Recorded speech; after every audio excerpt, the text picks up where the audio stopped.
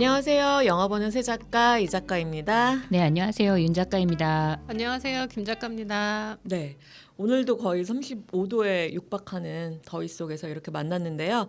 다들 건강하게 지내시는지 모르겠습니다.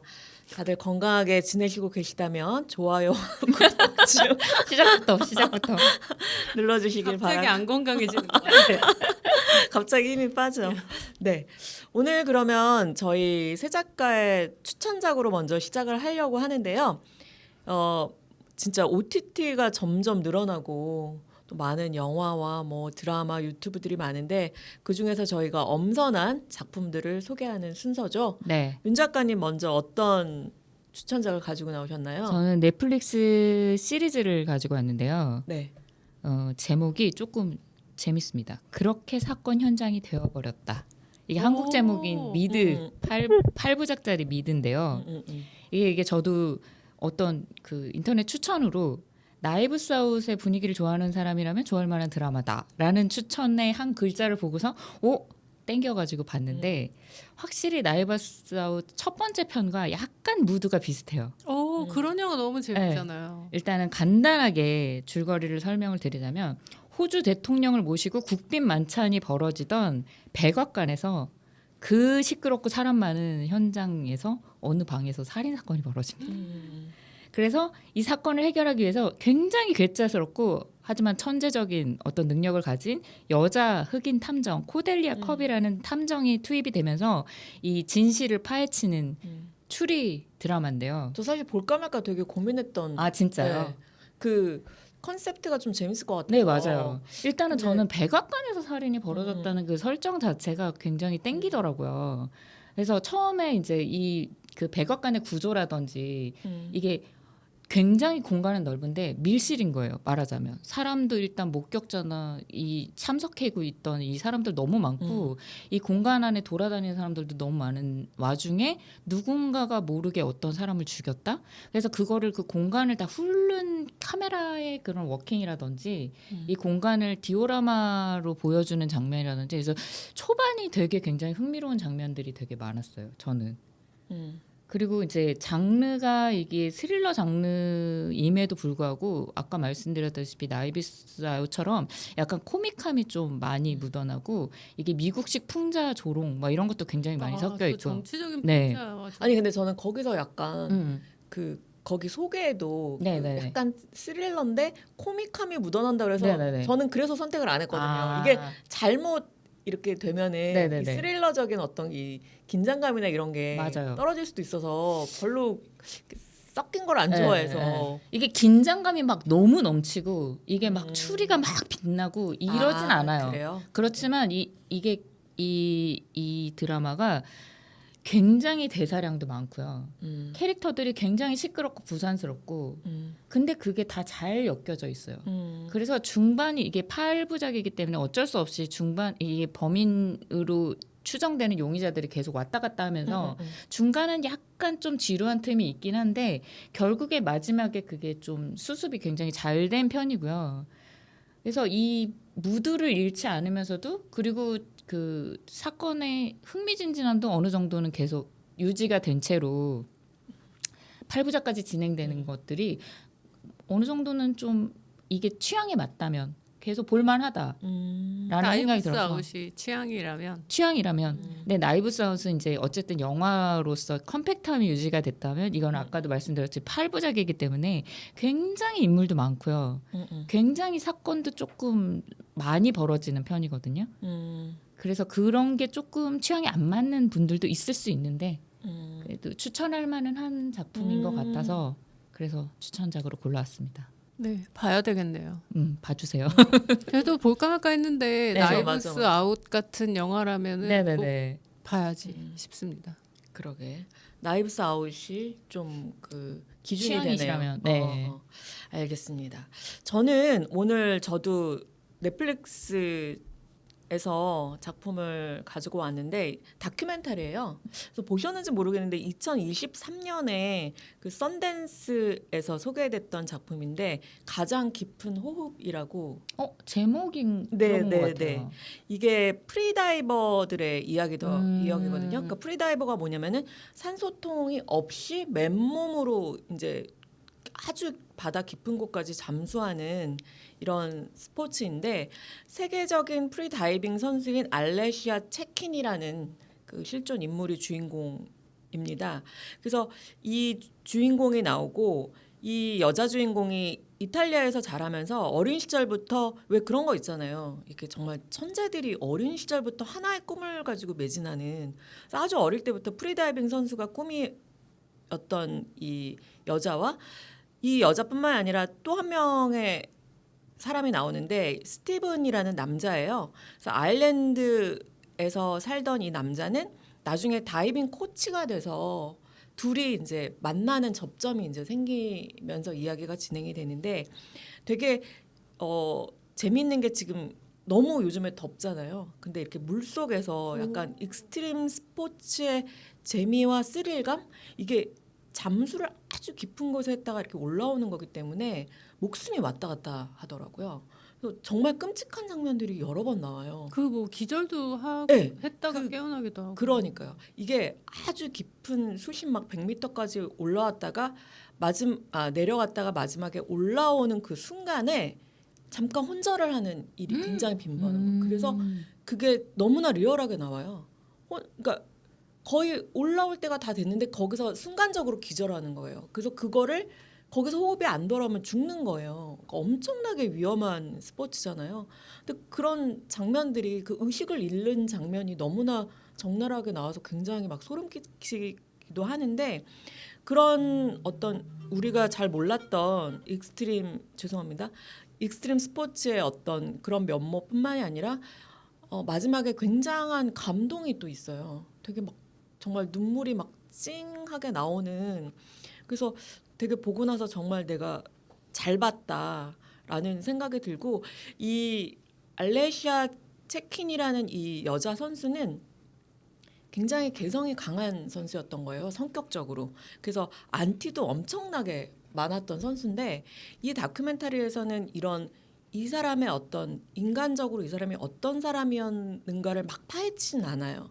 파헤치진 않고 오히려 약간 좀 되게 아름다운 바다, 그다음에 뭐 그런 아찔한 바다의 풍경, 어떤 긴장감 넘치는 어떤 대회의 모습 이런 것들이 그 인물을 파고드는 대신에 이런 것들이 대체를 하는데 이런 다큐멘터리의 기법이 오히려 나중에 좀 감동을 오히려 배가시켰던 것 같아요. 이 인물에 막 파고들어서 막 감동을 주기 위해서 막 그랬던 게 아니라 이런 다른 연출적인 측면과 그 인물의 이야기가 잘 녹아들어서 볼거리와 어떤 재미와 감동을 다 만족시키는 작품이었다.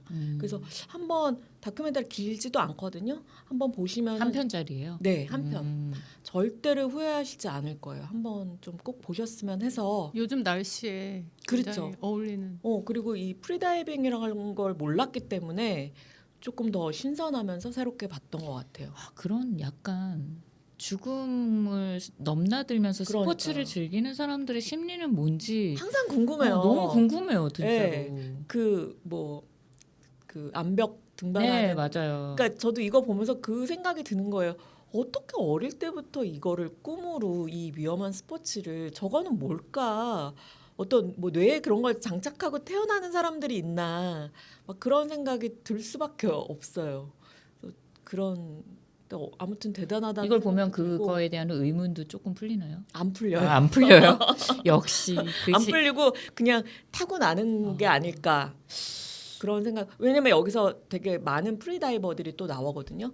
그들만의 세상이 또 있는 거고, 근데 그들의 세상을 되게 엿보는 재미도 있고. 근데 이제 그 사람들의 어떤 심리적인 이런 걸 뭐 파고드는 건 아니니까 그 의문은 의문으로 남는데 아무튼 말씀하신 그게 진짜로 생각이 들어요. 네. 어떻게 저렇게 할 수 있을까? 그러니까 늘 제가 위험을- 이해할 수 없는 그런 그러게요. 영역이에요. 예, 예. 이 프리다이빙도 똑같이 그래요. 너무나 위험한 스포츠이기 때문에 안전제일주의와 그 안전제일주의. 회피력이 높은 그럼요. 사람들로서 접니다 바로. 저도요. 그리고 몸을 움직이는 것 자체를 사실 그렇게 좋아하지 않기 때문에. 그러니까 저도 이번에 이제 휴가를 가면서 래실가드를 샀지만 물속에서 수영은 하지 않을 그럼 왜 그냥 샀어요? 물에 떠 있는 거죠. 그런 사람으로서 굉장히 신기하게 봤던 다큐멘터리였습니다. 프리 다이빙이 아니라 그냥 프리 스임? 프리 스윙, 아니 그 서 있는 거죠. 그냥 바다에 서 있다. 프리 워킹. 그러니까 자 그러면 김 작가님은 어떤 작품 추천해 네, 주시겠어요? 저는 넷플릭스에서 요즘 핫한 연애 프로그램 저 그거 할까 말까 고민했다가. 아 뭐예요? 또? 모태솔로지만 연애는 하고 싶어. 아 진짜 몰라요. 핫합니다. 뭔지. 진짜 핫합니다. 그래요? 핫해요? 네, 7월 8일 날 공개가 됐고요. 10부작이고 현재 이제 막 8부작까지 공개가 된 상황이라 지금 아직 너무 완결이 안 핫해요. 나왔구나. 네. 아, 8부작을 다 보신 거예요? 다 보진 않고 아. 이거를 꼭 소개하고 싶은 마음에 예. 어떠셨어요, 윤 작가님? 아 저는 다 사실 봤어요? 8부작까지? 아니요. 저는 기본적으로 연애 프로 굉장히 연애 리얼리티를 안 좋아해요. 저도 안 봐요. 네, 그래서 안 봐요. 나는 솔로는 좀 봐요. 나는 봤어요. 솔로도 저는 싫어요. 저도. 진짜 정말 싫어하는 프로거든요. 쌀로도 안 봐요. 네. 저는. 근데 이게 이 프로의 어떤 영업글을 보게 나는 됐는데 솔로는 왜 휴먼 다큐멘터리예요, 여러분. 휴먼 다큐고 나발이고 휴먼 코믹. 저는 그렇게 생생한 빌런들이 나오는 프로그램을 좀 견디기 힘들어하는 그러니까요. 사람이라서. 제가 윤 작가님 말씀하신 바로 그 점이에요. 빌런 없는 이 연애 프로그램 유일하게 아이 네. 모태솔로. 아 어떤데요? 이제 모태솔로들이 9일간 합숙하면서 데이트를 하는 프로그램인데 이게 제가 요즘 너무 좋아하는 최애 개그맨 카더가든. 거기 출연자예요.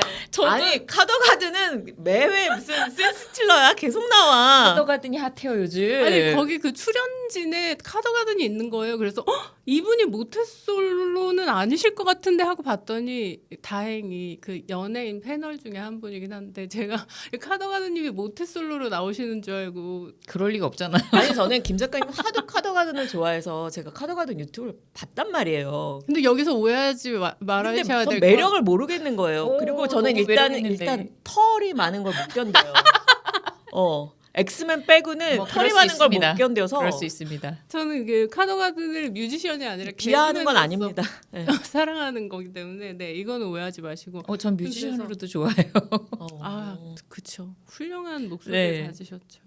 어쨌든 이 프로그램 소개해 주세요. 네, 이렇게 솔로지옥에서 막 그 모래밭에서 깃발 뽑고 막 수영장에서 덱스. 싸움하고 이러잖아요. 음. 이분들은 인형 뽑기로 데이트권을 쟁취하고 너무너무 그 진짜 딱 보면 되게 멀쩡해요. 저분이 모태솔로? 이런 느낌이 들거든요. 근데 아니, 대화를 모태솔로가 멀쩡하지 않다는 그런 편견을 버리세요. 아니, 근데 편견이 모태솔로 구독자가 있을 수도 있습니다, 여러분. 아니 근데 일반적으로 편견이 있을 수밖에 없잖아요. 근데 저도 처음에 난 티저부터 편견 없어. 티저를 봤을 때부터 되게 생각보다 되게 인기가 있을 것 같은 외모를 가지신 분들이 많은데 아니 근데 제가 아는 그 후배 중에서도 너무나 괜찮고 네. 이쁜 친구인데도 모태솔로인 친구가 있고 그러니까요. 그래서 저도 저는 그 그- 편견을 없앤 지가 네. 되게 오래됐어요. 근데 이 프로를 보고 나니까 외모를 떠나서 이 성향이라든지 네, 바로 그거예요. 이 행동 패턴이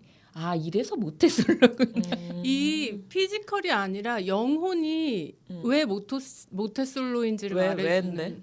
왜 5분만 대화하면 맞아요. 이래서라는 아. 느낌이 오는데 그거를 제가 여기서 뭐 흉내를 내거나 어떤 에피소드들을 말해서 그걸 말씀드리기는 좀 아니 뭐 힘들고 한 가지 화제가 된 에피소드 하나 특징만. 있어요. 네, 한번 말해. 이게 이제 어쨌든 제작진들이 어떤 스킨십을 노리고서는 남녀를 엮어야 되는 프로니까 롤러스케이트 장면을 보낸 거예요. 그래서 당연히 수순으로 여자들이 이제 잘 못해가지고 자기들끼리 뭉쳐다니면서 막 열심히 잡아주고 하는 와중에 남자들은 열심히 타요.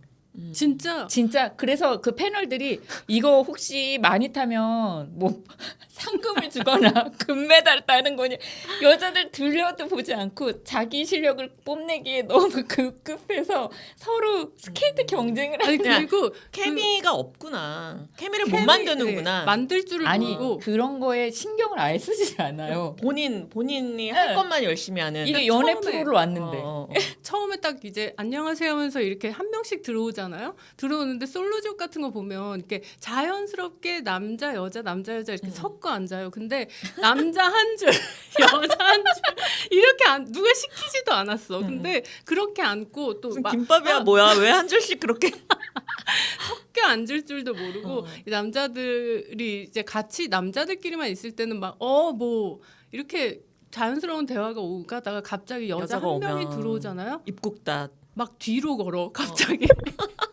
막 뒤로 걸으면서 막 이래요. 그러니까 거기 패널 중에 이은지 씨가 계신데 아니 이거 워킹 데드야? 그러네. 왜 저래? 왜 저렇게 고장나? 막 이럴 정도로 진짜 예, 재밌습니다. 안타깝고 안타까우면서도 재밌으면서 제가 이거를 추천하려고 했던 이유 중에 하나는 저는 아직도 그 출연자들의 연애 얘기는 별로 이렇게 호감이 가지 않는데 다른 연애 프로와 똑같이 이 패널들 아까 얘기했던 카더가든이라든지 이은지의 그 멘트들이나 반응들이 다른 연애 프로와 달리 굉장히 이은지가 누구죠? 죄송한데 그 이은지가 누구죠? 개그먼 몰라. 얼굴 보면 아실 거예요. 네. 아무튼 이 액션이나 이런 것도 엄청 크고요. 이 답답해하면서 막 이렇게 내지르는 사자고라든지 아니, 이것들이- 카더가든이 메인 패널이에요? 그러니까 메인 패널이 어. 4명이에요. 서인국하고 데프콘 아니요. 아니, 역할을 하는 거야? 네네네. 어. 그런 역할을 늘 이런 연애 프로들을 하는 거니까 음.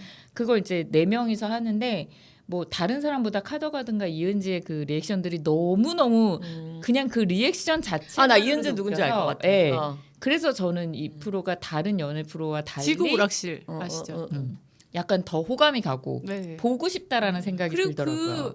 이렇게 조롱을 하면서도 막 애정이 묻어 있는 맞아요. 막 진짜 형 누나로서의 막 이런 막 안타까우면서 너무 좋으면서 막 이런 것들이 사랑이 묻어나오는 조롱 이런 것들이 너무 그러니까. 좋더라고요. 근데 젊은이들이에요? 네. 솔로 20, 네. 20대, 30대 아, 초반. 그러면은 뭐 모태 솔로라고 하기에는 기간이 좀 길어야지. 네, 맞아요. 아니 근데 이제 한참 연애할 나이에 한 번도 안 해봤다라는 게 포인트고 음. 뭐 외모나 직업들도 전부 다 훌륭하고. 네, 뭐 의사도 네. 있고 근데 거기서 그 카더가든이 했던 멘트 중에 난 제일 웃겼던 게 그 모태솔로 남자가 누가 봐도 너무 뜨악한 그 대화를 하는 거예요.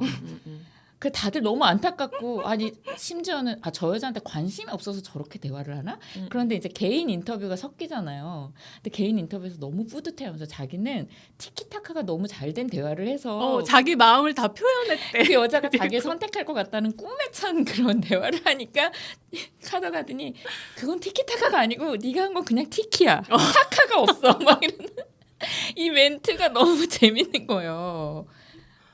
아, 근데 모태 솔로끼리 모여 있으면 그게 연애가 잘 될까?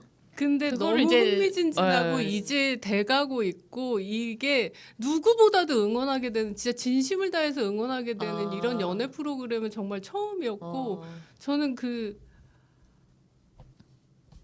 아무튼 거기에 막 매력적인 출연진들이 또 나오잖아요. 연애 프로그램 네. 보면은 거기 있나요?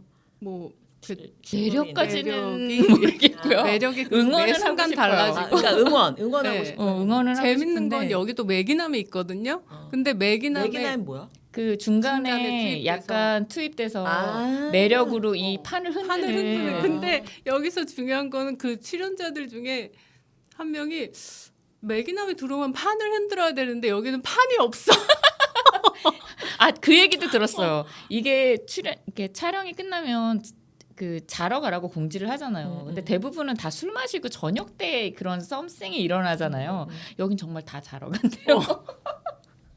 아니 그리고 미치겠네. 게임에서 이제 어떤 여자가 원래 연애 잘하는 사람은 안 자잖아요. 그러니까요.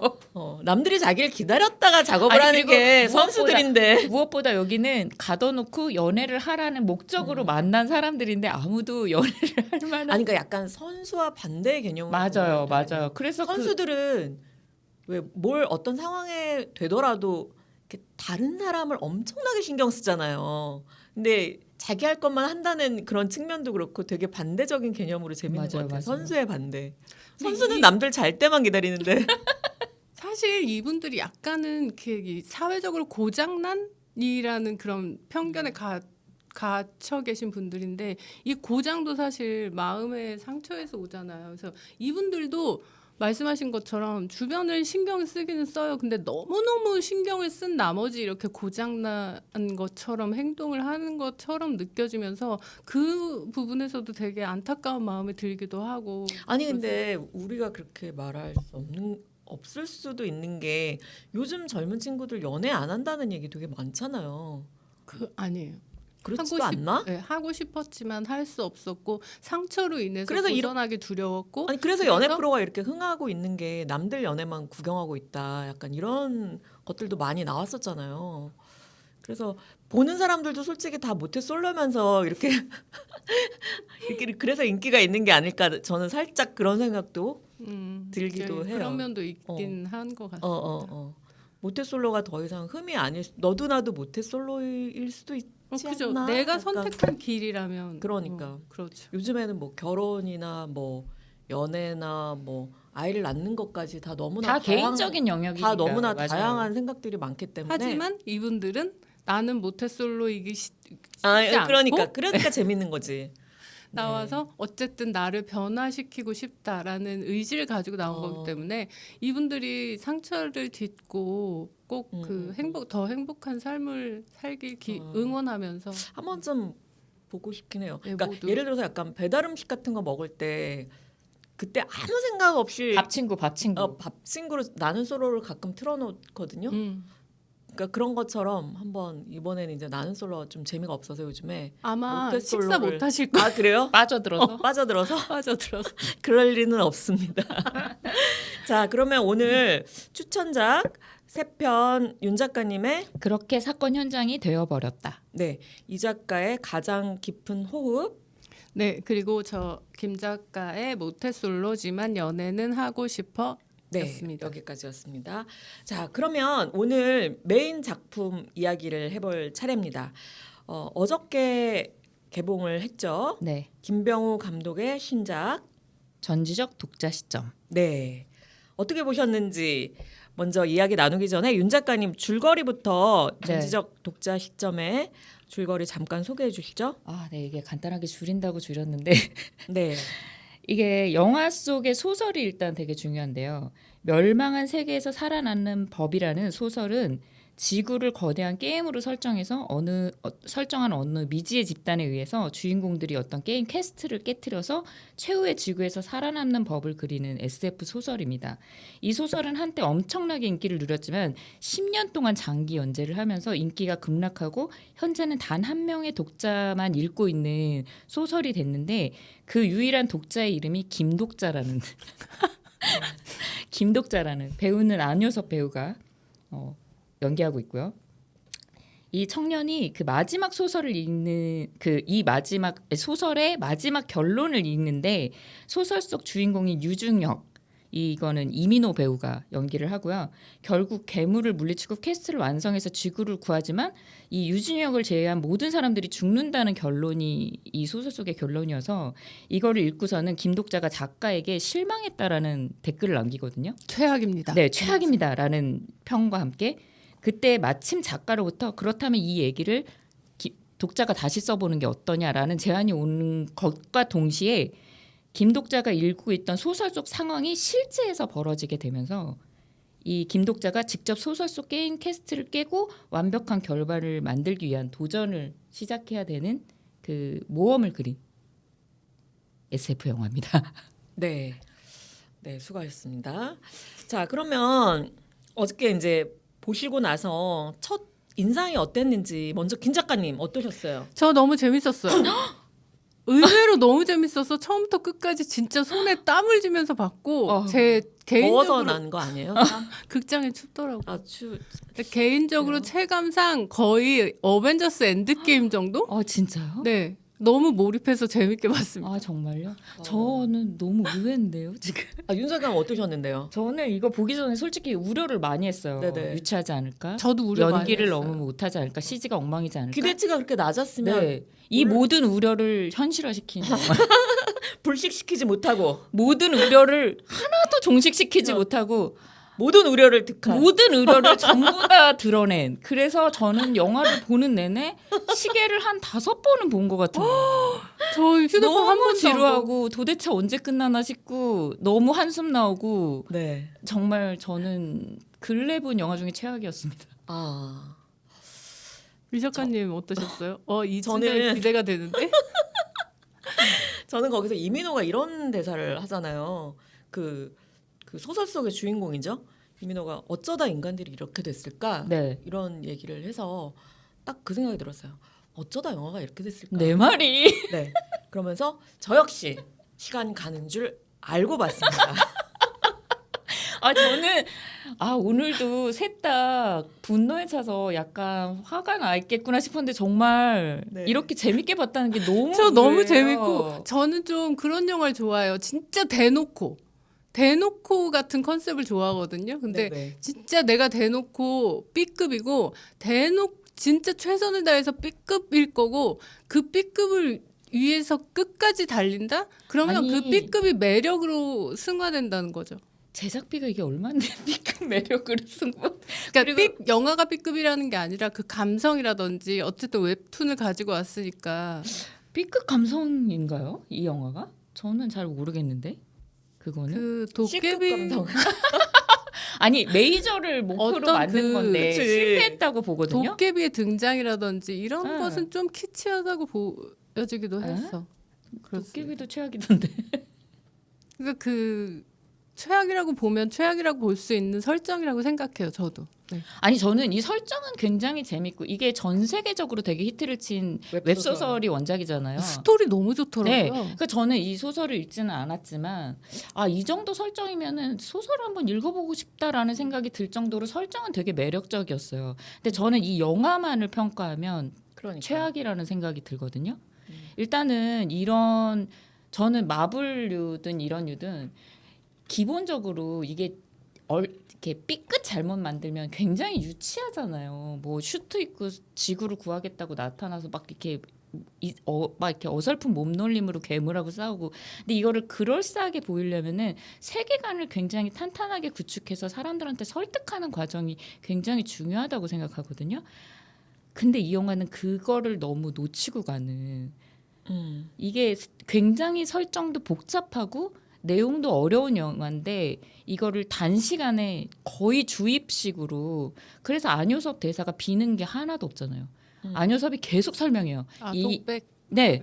이거는 캐릭터가 뭐고 저기에 공략법은 뭐고 쟤는 죽으면 안 되고 곧 죽을 텐데 어쩌고 저쩌고 모든 진행 상황과 모든 캐릭터를 어떤 장면이나 내용으로 설명하는 게 아니고 다 그 김독자라는 배우의 입을 통해서 설명하고 있으니까 계속 이걸 받아먹는데도 힘든 거예요. 이 정보를 네. 소화하기에도 너무 벅찬데 내용은 정말 미친 듯이 속도를 내면서 달려가니까 맞아요. 어디서 그러니까 뭔가 의문이 생길 구석도 없어. 의문을 느낄만 하면은 다음 내용으로 진전돼 있고 이러니까 너무 3시간이 벅찼어요, 진짜. 저도 그 독백 되게 안 좋다고 생각하거든요. 독백이라든지 자막이라든지 이런 걸로 쉽게 설명하려는 영화들을 굉장히 좀 지양해야 한다고 생각하는 사람인데 이 영화는 소설 이 영화 자체가 소설이고 요 안에 소설의 세계관의 안에 있고 이 사람이 그 안에 들어있는 캐릭터이기 때문에 독백이 자연스럽다고 생각이 들더라고요. 그 다른 이렇게 쓸데없이 자기가 쉽게 가려고 썼던 독백이나 이런 뭐 자막이 아니라 이 세계관 안에서는 주인공의 독백이 그래도 설득력 있지 않았나 하는 생각이 들었어요. 저는 좀 안일하게 느껴지던데. 연출을 어떤 활용한 게 아니고 그냥 정말 이렇게 소설 넘어가듯이 빨리빨리 진행하는 용도로 썼다. 아니 그러니까 이게 되게 거대한 웹소설과 그러니까 나중에 이제 웹툰으로도 만들어졌는데 어쨌든 이거를 2시간짜리로 영화로 옮긴다는 것 자체가 엄청난 모험이잖아요. 맞아요. 그리고 여기서 이제 이야기를 압축을 해야 되니까 버릴 건 버리고 이렇게 감독이 하나의 줄기로 갈 수밖에 없잖아요. 그러다 보니까 여기서 이제 안효섭이 생존 게임을 통해서 하나하나 시나리오를 깨면서 간다라는 딱 그것만 살린 것 같은데 저도 웹소설을 안 봤지만 이거를 이렇게 압축을 했을 때 사실은 영화만 본 관객들은 어땠을까라고 했을 때 재밌다는 이야기도 제가 봤었거든요. 근데 전 재미가 없는 거예요. 그러니까 말씀하신 대로 이게 이 소설이 현실이 되는 순간부터 게임이 시작이 되는데 내가 왜 2시간 반 동안 이 거대한 게임을 왜 봐야 되는지 모르겠는 거예요. 맞아요. 그러니까 이게 그 여기에 여러 가지 컨셉이 있잖아요. 뭐 예를 들어서 이 모든 과정은 성좌라고 불리는 약간 신적인 존재들이 지켜보고 있다. 그 다음에 뭐 그 배후성이라는 또 이런 후원하는 네, 이런 네. 존재들이 있다. 그 다음에 이 시나리오를 하나하나 깨면서 얘네가 또 코인을 획득을 해야지 또 뭐 무기를 얻을 수 있다. 뭐 여러 가지 이런 것들이 있는데 이런 것들이 솔직히 설명이 잘 안 돼요. 뭐 성좌, 배후성 뭐 이런 것들이 설명이 잘 안 되는 가운데 안효섭이 계속 약간 안효섭과 인물들이 어떤 대사를 하면 대사도 엄청 안 들려요. 맞아요. 어. 그게 진짜 최악이었어. 맞아. 엄청 안 그건 들려. 엄청 안 들려서 얘가 무슨 대사를 하면 아 이게 무슨 일이 일어나나 보다. 약간 짐작을 하고 그 다음에 얘네들이 어떤 리액션을 하느냐를 가지고 추측을 해야 되는 거야. 맞아요. 아 아까 그 대사는 이런 거를 하겠다는 대사였구나. 너무 자막이 필요했어요. 네. 그건 아니 안 그래도 이 게임의 룰이나 뭐 이런 것들이 엄청 많은데 정보가 되게 많은데 그 정보를 전달하는 대사가 너무나 안 들리고 그리고 속도는 너무 빠르고 그러다 보니까 이거는 뭐 몰입을 할 틈도 없이 그냥 이 장면을 따라가기에 급급했고 거기서 소설에서 되게 재밌었다는 그런 어떤 그 아까 말한 그런 부분들도 하나도 제대로 살린 게 하나도 없다고 생각이 맞아요. 들거든요. 저는 이게 예전에 누군가 아니 뭐 성좌 이야기하면서 무슨 은하수 그림만 이렇게 CG로 맞아요. 있으면은 그게 성좌가 그러니까 이게 아까 말했듯이 설정상 배우성이라든지 그 성자라든지 이런 것들이 좀 더 뭔가 있는 그러니까요. 뭔지를 알아야지 이게 감동이스럽구나. 뭐 저런 걸 쓸 때 아 저런 걸 했으면 좋았을 텐데 뭐 이게 있는데 그렇지. 이게 뭔지도 모르겠고 저 배우성은 그러면 언제 등장하는 거고 언제 내가 원하면 스킬을 쓸 수 있는 건가? 그러니까 다 추측을 해야 되는 아니 거야. 그리고 배후성이 어떤 어떤 역할을 존재인지도 하는 건- 예. 모르겠고 근데 이제 웹소설에서 그 배후성의 그 매력이 엄청 컸다고 하더라고요. 네, 저도 그렇게 그게 들었어요. 뭐 이순신, 네, 유관순, 네, 네, 우리나라 뭐 위인들 다 들어가 있고 그다음에 그 위인들의 어떤 그런 그 만약에 이순신이면은 그 이순신이 막 칼을 잘 쓰니까 그 나중에 그 지수가 연기했던 그 인물이 이순신의 배우성을 쓰면서 그거를 이용하는 게 그 배우성의 매력이 그렇게 등장을 해야 되는데 지수는 또 거기서 총을 쏘잖아요. 맞아요. 이게 그 웹소설 팬들한테 엄청난 반발을 일으켰다고 하는데 그런 결정뿐만이 아니라 이 배우성이라는 어떤 뭐 어떻게 보면 나쁘게 얘기하면 국뽕적인 뭐 이런 것들도 되게 매력적인 요소일 수 있는데 영화에선 그걸 다 삭제하고 그 설정만 가져오니까 이게 전혀 설득력이 없었던 네. 것 같아요. 그리고 저는 이민호 설정을 다 빼버리든지. 네, 맞아요. 그러니까 더 친절하게 갈 거면 이게 그런 얘기도 들었어요. 넷플릭스 시리즈로 만들 제의도 있었다고 하는데 네. 차라리 시리즈 같이 긴 편으로 갔으면 좀 더 차근차근하게 세밀하게 이 세계관을 다루면서 좀 긴 호흡으로 가는 게 맞는 드라마 이 내용이 아니었을까. 이걸 물론 이 영화 자체도 1편이 지금 완성작도 아니고 이 모든 1편, 2편 만든다면서요. 예, 이거를 이렇게 압축해서 내용을 전달하기에는 너무 턱없이 시간이나 이런 것들이 그러니까요. 부족했고 저는 굉장히 중요한 역할인 이민호 역할 배우가 맡은 그 캐릭터도 이해가 하나도 안 돼요. 그러니까 그 소설의 주인공 소설의 주인공이 어떤 그 위치여서 이 소설의 주인공이어야 되는 건지도 잘 저도요. 모르겠고요. 그냥 이민호는 처음부터 네. 주인공이었다라는 라는 것밖에 설정밖에 설정이 없어요. 없어. 그래서 안효섭이 저 캐릭터가 죽으면 이 세계가 끝나기 때문에 쟤를 지켜야 된다라는 건데 그러면은 저는 이제 모든 사람들이 실존하는 사람들이었는데 이게 게임 속으로 들어가게 된 그렇죠. 거나 마찬가지잖아요. 그러면 그 이민호가 맡은 캐릭터도 그런 설정인지 아니면 그냥 게임 속에만 있는 캐릭터인지 왜냐면은 안효섭은 이 소설을 읽었기 때문에 이 모든 진행을 네. 예언을 하고 이 상황을 다 알잖아요. 근데 마찬가지로 그 이민호도 무슨 이유인지 모르겠지만 돌아가는 이 판에 대해서 규칙을 전부 다 알고 있고 굉장히 많은 무기와 이런 코인 그렇다면 이 모든 스킬을 알고 있다는 소리인데 왜 그렇게 되는지에 대한 설명이 전혀 없어요. 그러니까 이게 정말 실존하는 인물이라서 이 사람을 같은 레벨로 생각을 해야 되는 건지 아니면 정말 그냥 어떤 상징적인 소설 속 캐릭터인지도 잘 구분이 안 가는 상태로 진행이 되니까 계속 물음표가 뜨는 거예요. 그리고 엄청나게 무게는 잡고 있잖아요. 네. 우울한 표정으로 그런 것들이 왜 왜 저러는 저래 건지. 같은 왜 저래 같은 그리고 게. 왜 제가 주인공이 됐어야만 하지? 왜 제가 인류의 운명을 지고 있지? 뭐 그런 것들이죠. 그러니까 맞아요, 하나도 맞아요. 진짜 납득이 안 돼요. 납득이 안 되는 됩니다. 상태에서 계속 3시간 동안 속도는 엄청 빠르니까 이게 관객들한테는 피로감을 주지 않았나. 저한테는 적어도. 저도요. 그런 거 어떻게 생각하세요? 저도 납득은 되지 않았는데 네. 납득이 필요 없었다. 저는. 이렇게 복잡한 그리고 내용인데요? 그 납득이 어떻게 주인공 서사에 관해서는 윤 작가님이 말씀하신 데 동의를 하고 있어요. 저도 제가 어디서 튀어나와서 어디로 가는 거지?에 대한 그런 의문은 계속 가지고 이민호가 있었는데, 아니면 네, 이민호가. 어.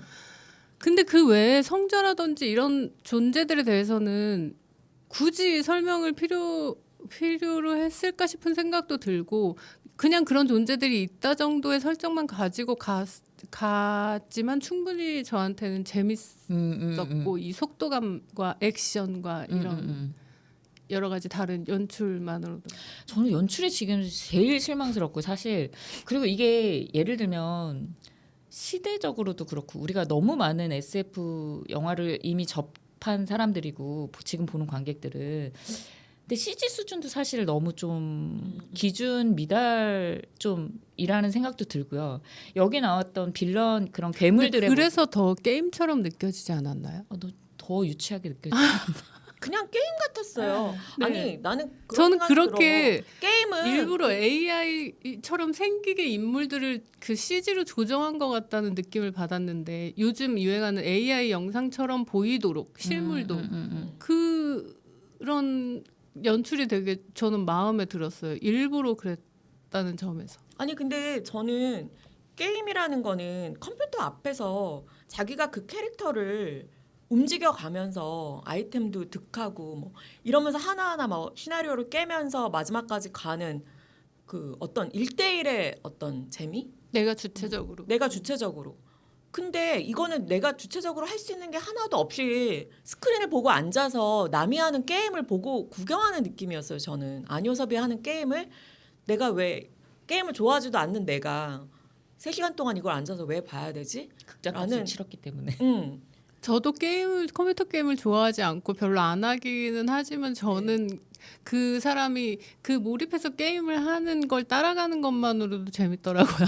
일단 그런 액션이나 그런 그 시나리오를 하나하나 깨는 그 과정이 재밌었다는 거예요. 네, 그러니까 과정이 그런 충분히 여타의 다른 설정이나 이런 거 다 그런 것도 필요 없고 필요 없는 건 아니지만 그게 되게 약한데도 그거는 영화의 단점은 되지 않았다. 그냥 성자들은 어떤 우리가 흔히 얘기하는 수호신이라든지 신이라든지 이런 종류의 어떤 존재들이겠구나. 그렇게 그냥 제 관객들이 자기가 생각하는 그런 걸로 이렇게 묻어두고 영화를 따라가는 것만으로도 되게 속도감 있고 그러니까 재밌었다는 이게 정확하게 생각이 그 들죠. 수호신 뭐 이런 뭔지는 알겠는데 그럼 그걸 어떻게 쓰는 것이며 그러니까 일반 사람들 거의 살아남은 사람은 일단 그러면 배우성을 다 골랐다는 설정인 거잖아요.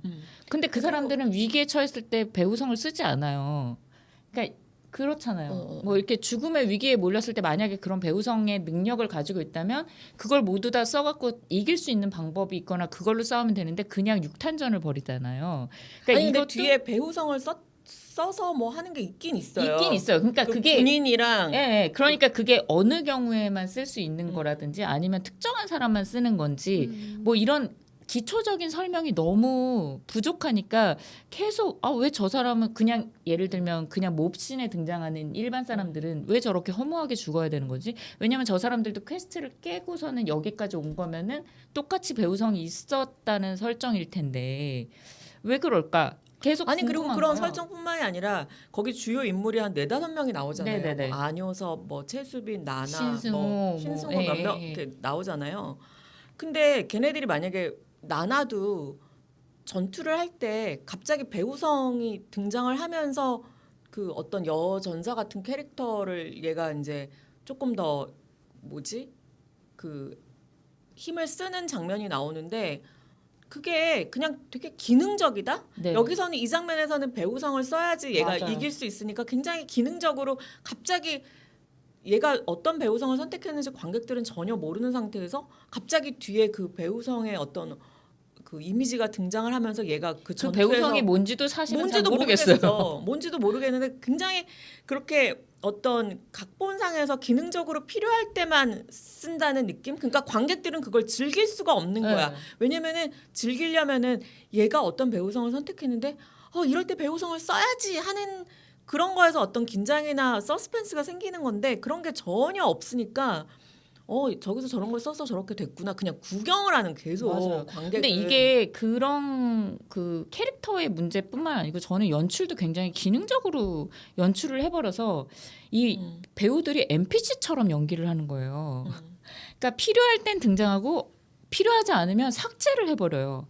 예를 들면 뭐 안효섭하고 신승호랑 그 최수빈이랑 아이를 안고서 그 되게 위기의 상황에서 같이 도망을 가다가 이민호를 맞닥뜨려서 이민호하고 안효섭이 둘이 싸우게 되는 장면이 걔네들이 중요하죠. 당연히 걔네가 포커스가 돼야 되는 건 맞는데 그 공간에 같이 있잖아요.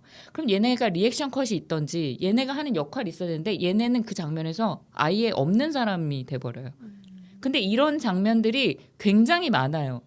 예를 들면 갑자기 나타나. 갑자기 나타나요. 어떤 공간에서 사람들이 굉장히 빽빽하게 차 있는 공간에서 괴물과 안효섭이 싸우고 있는데 그 싸움에 집중되는 순간은 마치 공간 안에 아무도 없는 것처럼 연출이 됐다가 안효섭이 그 괴물하고 뭐 한 방을 맞든 뭐 어쨌든 안효섭 컷이 잡히면 뒤에 기다렸다는 듯이 사람들이 막 괴물들과 싸우고 있는 뒷배경들이 막 있는 거예요. 이런 식으로 전부 다 기능적으로 연출이 돼 있어요. 그래서 뭐 예를 들면 신승호와 아이가 다쳐서 쓰러져 있다가 부축을 받으면서 일어났는데 우리 싸우러 가야 돼요 하는 말에 갑자기 멀쩡한 채로 싸우는 거예요. 이런 모든 장면들이 저는 너무 이해도 안 가고 자꾸 거슬려서 못 보겠는 거예요. 그래서 이게 초반에 이게 영화 보기 전에 블랙핑크 지수의 연기력에 대한 논란의 그 기사나 글들이 굉장히 많았거든요. 근데 저는 지수가 거슬리지 않았어요. 모든 사람의 연기가 거슬려요. 지수만 그런 게 아니에요. 그래서 지수만 콕 집어서 그럴 수가 없는 수준인 거예요. 안효섭, 최수빈, 저는 모든 사람들이 다 거슬리는 연기를 하고 거슬리게 연출이 돼 있기 때문에 영화가 보는 내내 너무 불편하고 너무 그래서 재미가 없었어요. 근데 그 중에서도 지수는 못하긴 하더라고요. 일단 지수의 문제는 발성이 안 돼요. 맞아요. 기본적으로 배우로서의 그 목에서 약간 그 목소리도 굉장히 허스키하잖아요. 허스키한데 전혀 그 호흡이나 발성이 안 되는 배우가 되려면 기본적인 발성 연습부터 하고 해야지. 어떻게 그렇게 막무가내로 그냥 분장만 하면 연기가 됩니까? 근데 놀랍게도요. 예. 지수가 했던 모든 연기 중에 그나마 이 역할이 제일 잘 어울린다는 생각이 들어요. 저는 그녀의 연기를 처음 봤는데 블랙핑크로서 너무 예쁘고 매력 있는 건 알겠는데 블랙핑크를 할 때랑 배우를 할 때는 완전히 다른 영역이니까 맞아요. 완전히 다시 시작해야 되는 준비를 느낌인데 좀 더 잘해야 된다라는 생각이 드는데 그리고 모든 표정과 이런 것도 너무나 어색하고 그냥 그날 와서 그날 머리 묶고 총 하나 들고 바로 시작한 느낌? 그래서 저는 다른 배우들이랑은 확연히 못한다는 느낌이었어요. 다른 배우들은 그냥 영화가 너무나 어설퍼서 그러려니 그냥 그러려니 어설프기 때문에 연기 탓은 좀 아니었다고 저는 생각을 했거든요. 뭐 안효섭이라든지 뭐 다른 네, 저도 배우들도. 배우보다는 연출자 탓이 훨씬 네. 더 크다고 생각해요. 근데 이제 거기서 눈에 띄게 못했던 사람은 지수. 준비가 전혀 안 됐다. 그냥 총만 들고 있으면은 연기할 수 있는 거야? 그건 아니잖아. 너무 심하더라고요. 너무 심해요. 지수 사람은- 연기는 어떠셨나요? 네, 저도 지수를 이 포함한 다른 작가님- 배우들의 연기. 이 작가님 의견에 동의하고요. 그 다른 배우들은 연출에 약간 이렇게 융합되지 못하고 연출 때문에 융합되지 못하고 이렇게 자기 역량을 발휘하지 못했다라는 느낌이 있는데 지수님은 좀 개인적인 책임도 있다는 생각이 들고 일단 성대랑 비강이 연결이 안 돼 있어요. 그 연결을 일단 하시고 목소리를 좀 더 가다듬으신 후에 이비인후과부터 가야 돼. 그 성대와 비강을 가로막고 있는 어떤 그 힘이 들어가 있는 근육 그걸 먼저 풀어주셔야 될 것 같다는 생각이 들었습니다. 이거 누가 지수 팬이 들으시면 전달 좀 해주세요. 아니 그래 저는 그리고 기본적인 문제가 뭐냐면 이 영화가 뭐 연출적으로도 그렇고 뭐 웹소설을 압축하려니까 얘기가 막 건너뛰고 막 여러 가지 어설프고 그거 다 알겠는데 그래도 영화가 재밌으려면 인물들 여기 한 주요 인물들이 5명 나오면 그 인물들은 케미스트리가 있고 그 인물들의 어쨌든 관객들이 몰입이 되고 제가 잘 됐으면 좋겠다라든지 제가 살았으면 좋겠다라든지 그런 게 있으면은 다른 것들이 조금 상쇄될 수 있다고 생각을 하는데 가장 중요한 그런 게 전혀 없어요. 없어요. 제가 어떻게 되든 말든 맞아요. 약간 이런 느낌? 그래서 저는 부산행 같은 게 떠오르더라고요. 부산행이나 오징어 게임 1 같은 경우에 부산행에서 공유랑 그 딸이 살았으면 잘못되지 않았으면 적어도 그런 게 있었다고 생각을 하거든요. 맞아요. 그다음에 응원하는 캐릭터가 네. 생기잖아요. 그다음에 마동석이랑 정유미 되게 존재감이 있잖아요. 그래서 마동석이 제발 좀비들 좀 죽여줬으면. 네, 그런 거 있잖아요. 그래서 그런 관객들이 그런 거에 몰입이 되기 때문에 마동석이 그 주먹 액션을 했을 때 와 박수도 나오고 마지막에 공유랑 딸의 어떤 그런 서사에서 눈물도 나오고 그게 뭐 심파든 뭐든 간에 근데 여기서는 모든 인물이 전혀 케미스트리가 없고 솔직히 매력이 하나도 없어요. 그리고 안효섭도 뭐 예전에 왕따 당하고 이런 서사를 막 넣긴 했는데 별로 안 다가와. 메시지 전달도 너무 촌스러워요. 그런 얘기일 줄 알았는데 그렇게 촌스럽게 전달하면은 오히려 반감이 생기잖아요. 그러니까 아니 그리고 최수빈이랑 그 안효섭의 관계도 그 지하철에서 만난 거 말고는 전에 아무것도 없었고 이 둘이 게임을 하면서의 케미도 전혀 없고 그러니까 이렇게 다 설정 따로 놀아. 맞아요. 설정 하나씩 따지다 보면 그 어린아이도 진짜로 너무 그냥 필요해서 넣은 캐릭터잖아요. 어린아이가 왜 혼자서 지하철을 타게 됐는지 그거부터가 이해가 안 되거든요. 그러니까 계속 이게 너무 다 필요한 장면에서 필요한 인물을 갖다 쓴 느낌만 드는 그러니까 거예요. 모든 게 다 그냥 기능적이야. 기능적인 연출, 기능적인 인물들, 기능적인 서사. 그래서 정말 그냥 게임 같다. 이거 외에 아무런 감상도 없었던 그런. 저는 아까도 말했지만 내가 기능적일 거야. 결심하고 최선을 다해서 기능적이면 기능적인 매력을 보여줄 수 있다고 생각하거든요. 그 무슨 소리야? 그래서 이 영화가 약간 저는 이 감독님의 전작이 더 테러 라이브 막 시작하자마자 갑자기 한강다리가 무너지고 그건 이 정도로 재밌었어. 맞아, 이 영화 재밌었어요. 재밌었거든요. 네, 엄청 네, 재밌잖아요. 저는 이번 전지적 독자 시점도 더 테러 라이브급으로 재밌었어요. 오, 진짜. 그런 진짜 기능적이고 그런 매력이 있다라고 생각합니다. 설득이 안 돼. 아니 그래서 이게 15세 이상이더라고요. 제가 극장에 갔을 때 저랑 같은 줄에 전 초등학생인 줄 알았어요. 4명의 남학생들이 앉아 있는데 팝콘을 먹으면서 계속 이야기를 하면서 보더라고요. 근데 저는 PC방 온 느낌. 약간 PC방 온 느낌으로. 그래서 저는 이게 중고등학생들, 게임을 좋아하는 중고등학생들한테는 굉장히 먹힐 수 있다.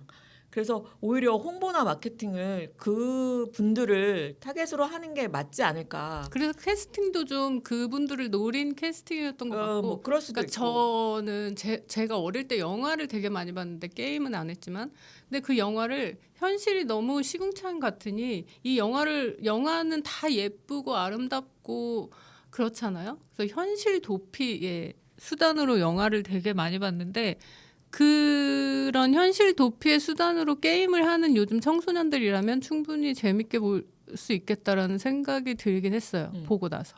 근데 이게 손익분기점이 600만에서 맞아요, 700만이 들어야 맞아요, 된다는데 그렇게 중고생들만 타겟으로 하기에는 이게 손익분기점이 너무 저처럼 중2병 걸려 있는 성인이라든지 그러니까. 그런 성인도 너무 표집 집단이 작아요.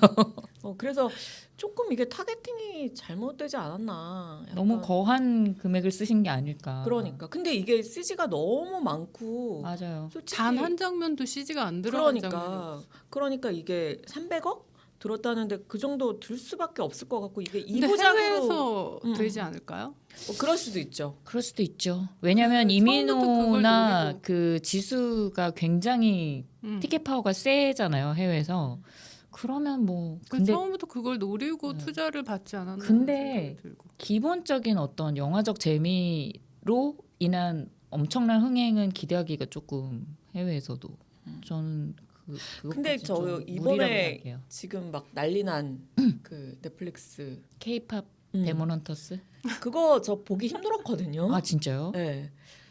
그래서 저는 모르겠어요. 이게 영화라는 게 다 개인적인 체험이니까 저는 이렇게 재미가 없었어도 또 어떤 취향이나 어떤 분들에게는 상당히 또 재밌을 수도 있기 때문에 그렇죠. 그건 당연히 맞는 얘기인데. 데몬 헌터스도 네. 저는 솔직히 보기 근데 힘들었거든요. 그런 게 있잖아요. 어떤 다수의 여론이 이런 걸 반응을 이끌어가잖아요.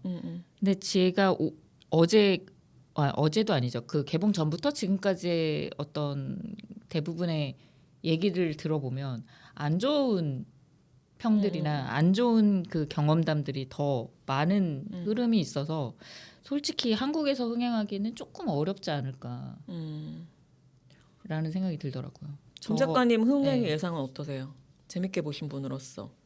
저는 국내 흥행은 제 생각에도 좀 어려울 거라고 생각이 들고 마케팅을 영리하게 잘하지 못했어요. 영화의 뭐 완성도는 둘째치고. 근데 해외에서는 좀 될 수도 있겠다는 희망이 있는 것 같고 그렇게 좀 흥행이 돼서 다음 편도 나왔으면 좋겠다. 네, 다음 편이 나왔으면 아니 다음 좋겠고 편은 만들어진대요. 그 신과 함께처럼 기획이 애초에 됐다고 하더라고요. 그 저는 신과 다음 함께 편도 보겠습니다. 신과 함께 제작사에서 이번에 제작도 했잖아요. 맞아요. 딱 그 컨셉으로 1편, 2편 만들어서 그 쿠키도 보면은 당연히 속편 나올 것처럼 했고 차라리 2편까지 나와서 완성도를 높이는 게 나을 것 같아요.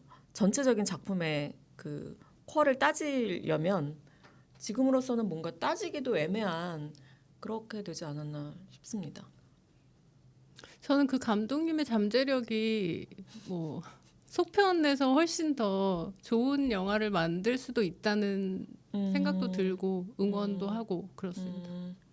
그럴 수도 있죠. 감독님도 워낙에 뭐 천만 시어머니 예상하고 이거 만들었고 뭐 여러 가지 인터뷰 내용을 보니까 그래서 또 이런 논란이 있을 때 이렇게 좀 받아들이는 수용하려는 그런 좀 열린 마인드를 가지신 것 같더라고요. 그 지수가 왜 이순신 수호신인데 배우성인데 왜 총을 사용하는 걸로 바꿨냐 거기서 엄청나게 막 그 공격을 받고서는 이렇게까지 공격받을 줄은 몰랐습니다. 근데 원래 참고하겠습니다라는 인터뷰를 하신 걸 보고 열린 분이시구나. 요즘은 오리지널 시나리오가 너무 적잖아요. 뭐든지 다 원작이 있으니까 이 원작 팬들의 그 잔소리와 관심들 이걸 피하기가 진짜 되게 힘든 것 같아요. 감수하고 도전하는 거죠. 그러니까 심지어 이 소설은 너무 세계적으로 좀 히트를 친 경우여서 그만큼 이거에 대한 기대감도 사실 높고 자기가 원하는 바들도 다 다를 거 아니에요. 그러니까. 그래서 더 그럴 수도 있을 것 같아요. 그렇지만 저의 그거는 오늘의 영화만을 보고 그렇죠. 저도 어, 영화만을 보고. 예. 네. 자, 그러면 새 작가님의 이제 평점, 저희 나름대로의 평점입니다. 어떠신지 먼저 김 작가님 가장 재밌게 보신 분으로서 몇 점 주시겠습니까? 재밌게 봤지만 그렇게 막 깊이가 있다고 느껴지진 않아서 한 3.5 정도라고 생각하고, 저는 청소년들이 이 영화를 많이 봤으면 좋겠어요. 그리고 왜요? 우리들 왜요? 다 자기 스토리를 가지고 있잖아요. 근데 다른 사람의 스토리가 더 재밌어 보이고 흥미진진해 보이면 이렇게 다른 사람의 스토리로 들어가 있느라고 자기의 스토리에 몰입해서 살지 못해요, 삶을. 그런 의미에서 이 영화를 보고 내 스토리 안에서 내가 내 필살기도 쓰면서 그렇게 자기가 주인공이 된 삶을 아니 영화 살았으면 속 좋겠다. 메시지보다 더 좋은 메시지인데요. 그러니까 영화 속의 그런 한 거를- 독자처럼 네, 독자처럼 그냥 그 주인공의 독자로 남지 말고 내 스토리 안에서는 내가 주인공이거든요. 그렇게 다른 사람의 스토리 안에서 조연으로 살려고 하지 말고 나도 내 스토리를 가지고 필살기를 열심히 쓰면서 아니 진짜 그게 영화의 네. 메시지인 것 같아요. 그렇게 아니 영화 살자는- 속에서는 느껴보지 못한 메시지를 여기서 듣기는. 저 영화 속에서 너무 이 메시지를 강하게 느껴서 아 그래, 내 스토리 안에서는 나도 주인공이고 나도 신념의 칼이 있어. 근데 그걸 지금까지 못 사용하면서 살았지? 이런 생각이 들면서 그런 메시지를 이 영화에서 낚으시다니 정말 대단한 대단하십니다 정말. 그래서 코인 100개 드립니다. 진짜 만 개는 훌륭하세요. 줘야죠 만 개는. 만 개 드릴게요. 정말 훌륭하십니다. 청소년들 화이팅. 네. 저는 뭐 시간 가는 줄 알고 봤던 네. 제 시점입니다. 전지적 제 시점으로서 그렇기 때문에 제가 팟캐스트를 시작한 이래 가장 낮은 평점 2점 드리겠습니다. 그 정도예요? 저는 늘 별점의 기준은 추천의 기준입니다. 그래서 제 별점은 1점입니다. 네. 저는 다음 편이 나와도 삐리로이. 보지 않을 것 같습니다. 제가 볼게요. 네. 네, 여러분 그렇답니다. 여러분 뭐 전지적 독자 시점 이거는 다 뭐 개인적인 어떤 평들이니까요. 참고를 하셔서 뭐 극장에 가셔서 보셔도 좋고 확인을 해보시는 네, 확인을 것도 해보시면 나쁘지 않죠. 좋을 것 같아요. 그 손익분기점이 600만이라고 하니까요. 뭐 그 중에 한 분이 되셔도 뭐 좋을 것 같습니다. 뭐 후회를 하시던지 아니면 잘했다고 스스로 셀프 칭찬하시던지 둘 중에 하나겠죠. 자, 그럼 저희는 여기까지 하고요. 재밌게 들으셨으면 좋아요와 구독 부탁드리겠습니다. 여러분 건강하시고요. 또 만나요. 안녕. 안녕.